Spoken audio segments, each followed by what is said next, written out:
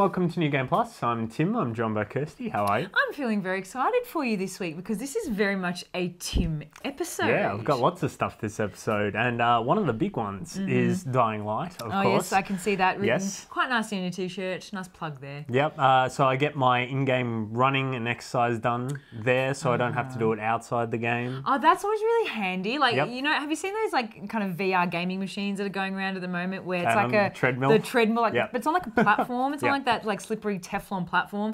That's what you should do in Dying Light. But then you haven't got like any weight to lose, so you'll be fine. Fine, yeah. But we've also got a very interesting little like case system called GAEMS, G-A-E-M-S. Which is very interesting. It's something we've been able to play with over the last couple of months, and it's going to be interesting to see how it kind of fills maybe a market, like this whole idea of portable gaming.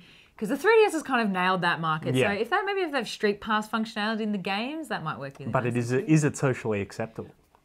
That is the question. Oh, I don't know. Good question. But we do also have some more news coming up for you, actually. Donald is back with the news is, in his fancy blazer. He does. He has some very, very nicely cut blazers. So he's bringing some more current affairs stuff that's been going on lately in the industry, which would be very good to hear. Good to have him back on the show. And as well as a PC exclusive game, Attila, Total War. So You're very excited about that. So we should probably head straight into the first review.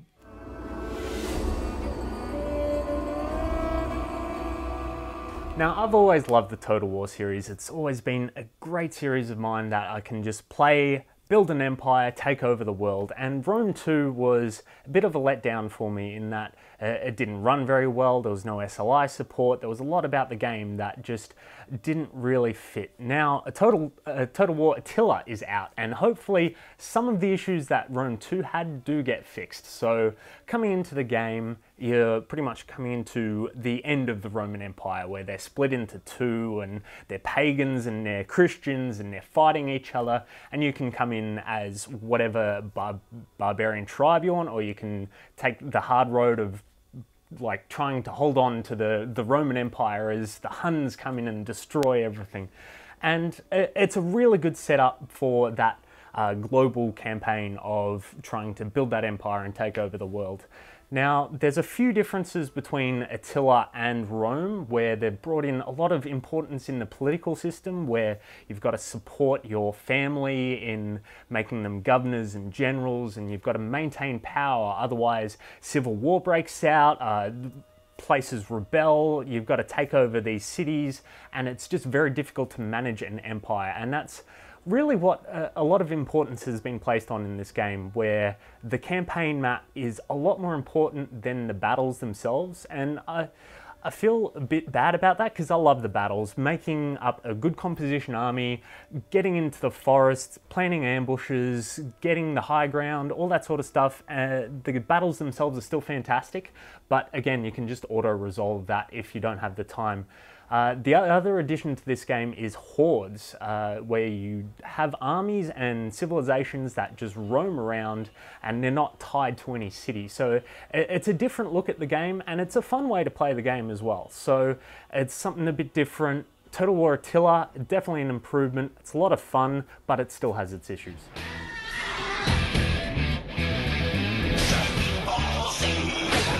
Well, Trey, it's that time of year again. It's Dragon Ball Z game time, because that happens every year.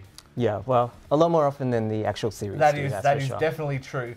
So I guess the big thing for this is, to me, it just looks like Tenkaichi with a waifu simulator. Am I being too glib? Am I being unfair with that? Well, yes and no. Okay. So it really is sort of Tenkaichi with a waifu simulator. Dimps produced it. Yep. Visually, it's continuing on. It's exactly what you want it to be. It, in a lot of ways, looks better than the actual FMVs that are included in the game, which are done in the original cartoon style.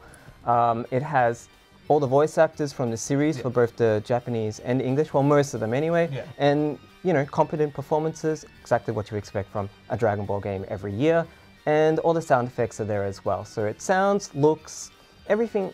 It's in place for those who do it for the pure aesthetic of it. It's all there in one place. Exactly and right. Being on next gen as well definitely helps with that. Exactly. Although the previous gen systems handle it pretty well as well. Now, rather than just going for the sort of typical rehash or abridged version of the original series, Instead, it takes a paradox approach where you go to important parts in history and you sort of get alternate realities. So, you know, a character will die slightly earlier, or a character will be stronger than they should be. Even all the side quests sort of revolve around those ideas. That's great. Having a waifu character is great. All of it's great, except... Okay, so the grind. We need to talk about the grind because it seems like it's basically like every RPG, every MMO you've ever played, but the drop rate is against you. It's not even on your side, which is what makes MMOs work. Exactly. So if you're coming to it from a Budokai perspective, if you're actually in it for an action game, which is where I come at it from, yeah. Yeah, then chances are that you're gonna immediately hit the RNG wall. So if you want a special attack or a special item, then what you'll find is that, wow, you know, RNG, but often there'll be an RNG before the RNG. So you're getting a double RNG wall and... So despite there being a multiplayer aspect, it doesn't seem like it's made for multiplayer, but is it still worth playing? If you were going to pick it up as a single player, is it still worth playing? It's got all the references you could want. If you're a Dragon Ball fan, all the jokes are there. Even the original series gets its shout-outs. As a game, it's a lot of fun to play. Aesthetically, it's definitely all there. I mean, this is a Dragon Ball game for Dragon Ball fans. Worth it, but chances are you've already got it.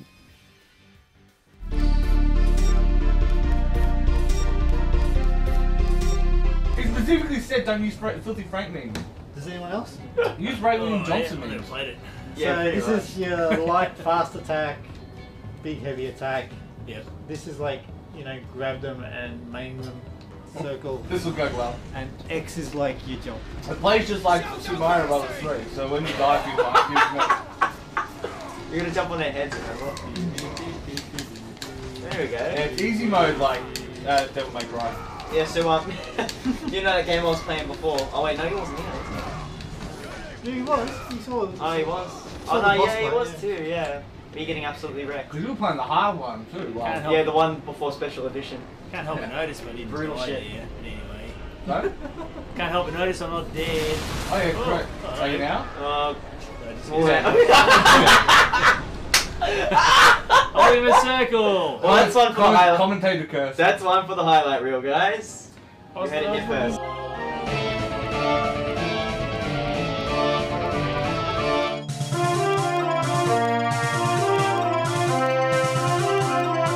Welcome back to the news desk. It has been a while, hasn't it? Now, the Dead or Alive franchise is known for three things. Accessible yet complex fighting systems, that 2006 movie starring Australia's own Holly Valance, and sexy, sexy outfits. It's honestly like looking into the window of a Halloween costume store, albeit one that exclusively stocks sexy ninjas, sexy ninjas, sexy ninjas, and sexy clowns. It's caused quite a bit of an image problem. I for one believe that Dead or Alive is actually a sci-fi alien fighter featuring alien humanoids because human breasts don't behave like this.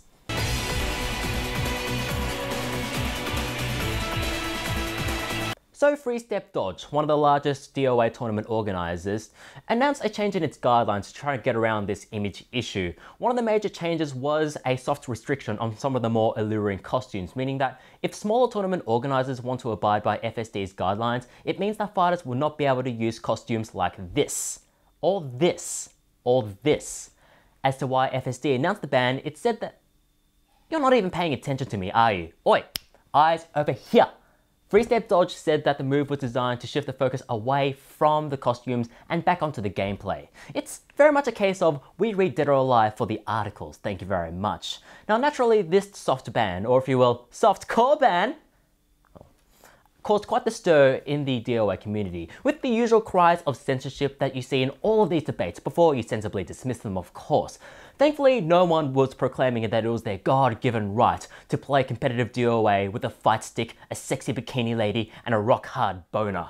However, one Redditor caught my attention. They called this move censorship of artistic freedom. They called this move slut-shaming, which, you know, misses the point of the phrase entirely. They actually factually compared this move to Sharia law. Even people who bring up Hitler in every single argument will tell this person to go easy on the false equivalences.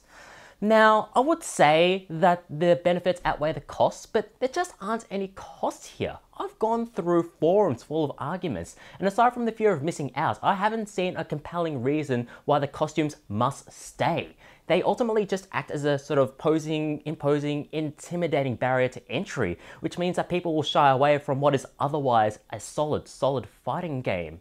And even if you ignore all the arguments about objectification or inclusivity, even if you just look at this from a pragmatic perspective, the fact is that the fighting scene is getting more and more crowded, and that the DOA community can't afford to sit back and let everything else grow around it. They can't afford to rely on navel gazers in every sense of the word. Besides, the move is entirely optional. Tournaments can still have a free restriction on costumes, allowing fighters to use whatever costumes they want. And yes, the blacklist does seem arbitrary, and it does mean that certain costumes are still allowed, like this and this. But even in its current form, this move still represents... Oi! Eyes on the prize. This move still represents a step in the right direction. By removing this major distraction from Dead or Alive, it just allows more people to get into the game, which allows the community and the game itself to grow stronger. Many of us on New Game Plus agree. There are, of course, some exceptions. His little chest and abs, or the one with the fishnets. I just can't decide. I'm like a kid in a candy store. Just pick a costume already. I'm still deciding, alright?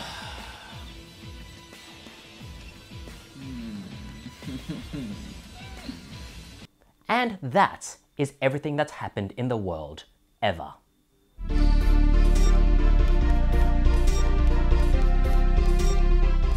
Now, one piece of hardware that I received just before Christmas was the GAEMS unit. Now, it's a strange name, GAEMS.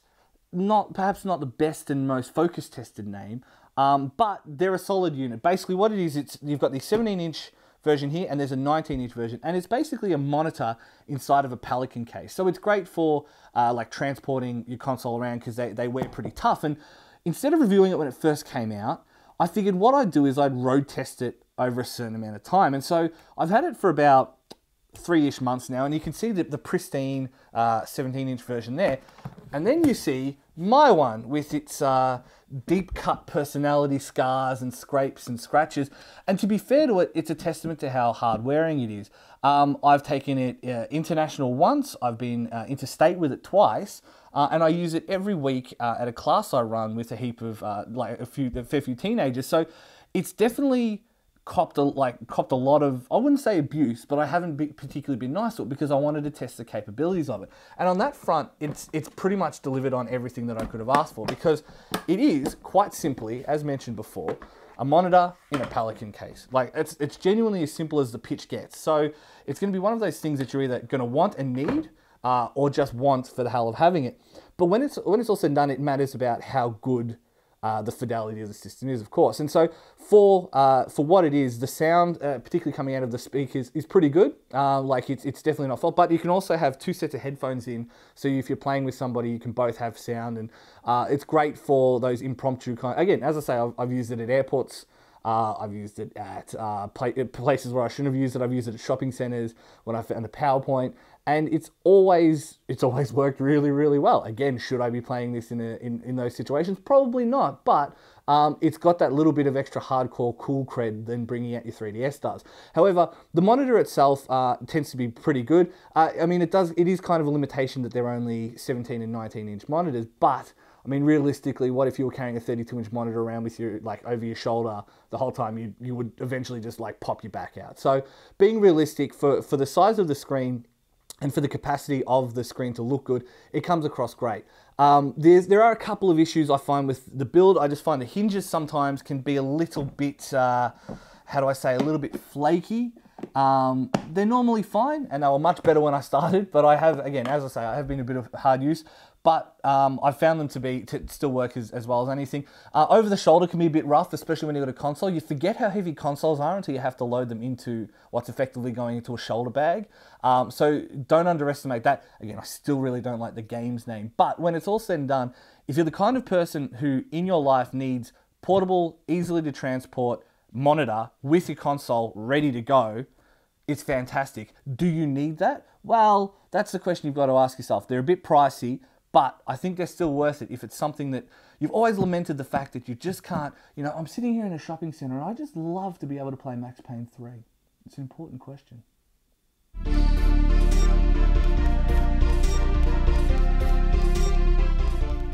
Now for this week's Steam game, I'm having a look at Crimson Clover, not only because it was on sale and I got it quite cheap. I had this recommended to me because I grew up on a game called Raiden at the arcades, Raiden, however you call it, but a vertical scrolling shooter. I think this probably more, it comes under the banner of a bullet hell shooter, and it certainly is, because when you look at this game, it is hell. There is so much on screen that you have to avoid, but I really like how you can just sit down and look at the patterns and try and work your way through it, and it is really satisfying getting through a difficult stage, being able to dodge all those things and finally get through. However, there is mechanics to the game that allow you to avoid some sections which are absolutely impossible. So you have a bomb mechanic where you gain enough points and you fill up a meter, and that'll clear up most of the things on the screen. However, it won't kill bosses. But it really does help out in a tight situation. And this game has a novice mode as well, because I think when I played these games when I was a kid, I was probably a little bit better than I am right now. So the novice mode is actually a bit of fun to play, rather than it being very stressful and just like, oh my god, there's everything on the screen, I'm gonna die. But I had a surprisingly amount of fun with this game. It's something that you can put on for a couple of minutes, maybe while you're in a Dota queue or something. It's a lot of fun, but if you're not really into bullet hell shooter modes, then definitely the novice mode is a lot of fun.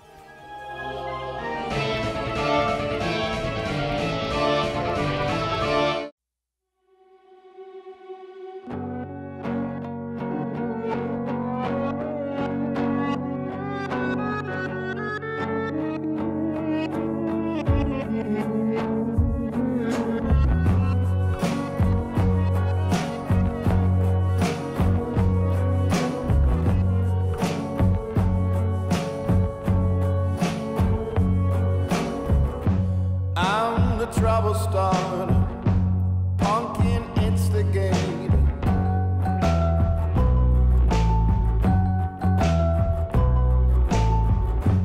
I'm the fear addicted, danger illustrated.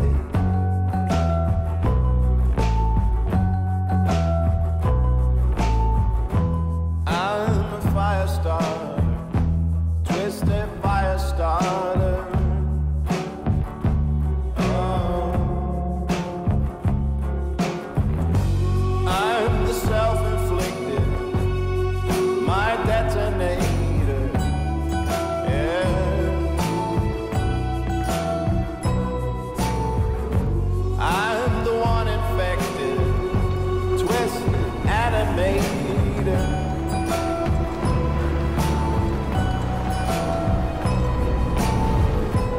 I'm a fire starter, you're a fire starter.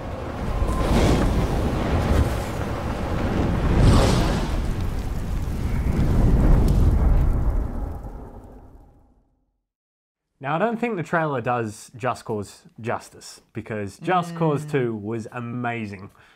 Yeah, I didn't really get much out of this trailer except for how cool is fire. Yeah. And honestly, it made me think of the Metal Gear Solid Phantom Pain trailer. I was just waiting for him to like start rubbing ash all over his face from the burning flames. And I was like, oh yeah. And I think probably the major thing in it is the wingsuit, rather than having that parachute that you have in number 2. So we'll see how that works in, but yeah, number 2 was fantastic. So high hopes for this game. Yeah, look, it could be really interesting. I think the guy looks a bit like Manu Fidel, you know, My Kitchen Rules, the French guy. And it was kind of funny. I was like, lol, like he's going to come in and start telling you how great the choux pastry was. And that'll be really, really funny. But no, it's probably not going to happen quite that way. Look, it looks really pretty. I think it was a really, like, hopefully this game's like really visually amazing. I guess we'll have to wait and see.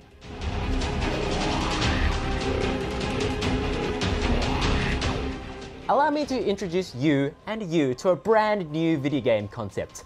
Imagine if the dead came back to life.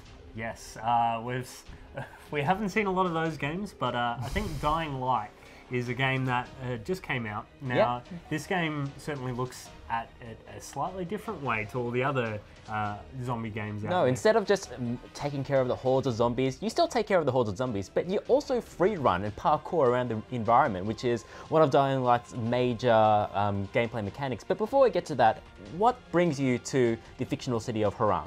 Well, you are the Agent Crane working for a shady government organization. Of course. The outbreak has happened, so you're in there, you're retrieving some lost files that the government wants you to find, and sooner or later you find out that they're more shady than helping. So surprise, surprise. Yes, you work out with the survivors, and you got to save people and work your way towards saving all these people. Which would be great, except that I could not find myself attached to any single character at all. They were either just whiny or annoying and whiny. Yeah, it definitely has that carryover problem from their previous game, which was Dead Island, where a lot of the side characters and even the main characters aren't voiced very well, and they don't have the best dialogue either. But that said, the Australian accents in this game are much better than the previous game. No, that's not hard though. What isn't hard as well is running around the city, because as I said before, parkour is the main draw to Dying Light, and they pull it off respectably. Yeah, first-person running is always very difficult, especially platforming. But I found myself being able to grab onto platforms pretty easily, vaulting over all these zombies. It was a lot of fun, and there was a lot of free movement about it. Oh yeah, it was fun when I got it working, but often, at least in my experience, I kind of found myself tripping over quite a fair bit, just falling short of ledges, and it also doesn't help that I get motion sick in these sort of games too. So if you're prone to motion sick in games, Dying Light might not necessarily be it for you. But we're also neglecting to mention the combat as well, and it is still as hefty as ever. Yeah, it's a little bit more improved from, obviously, Dead Island, where some zombies and humans in particular will dodge attacks or parry attacks. Yeah.